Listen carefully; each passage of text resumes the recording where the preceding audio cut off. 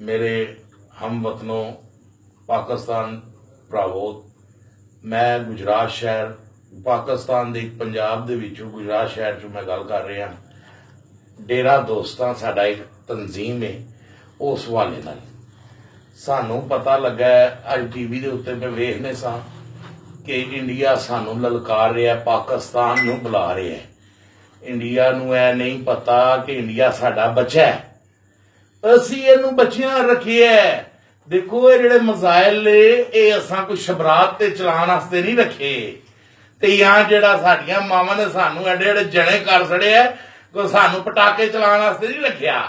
और सानू ते मारे आवाज जिसले पाकिस्तान वेख साडियां आलियां वेख इंडिया तू अपने घरां च वेखेगा, अपने घरां च सानू पाकिस्तानियां नू पाएगा। तू वेखी तेरियां नस्लां दे कोल आ जाना, विच वड़ जाना तेरियां नस्लां दे। तैनू भुलेखा किसी चीज दा इंडिया, तू सानू अज ललकारिया। पहली मेरी जिंदगी दे विच आई ये चलान लगा मैं फेसबुक ते, मैं तुहानू एलानिया पै कहना, मैं गुजरात शहर च मैं गल करना, आमी भट्ट मेरा नाम है।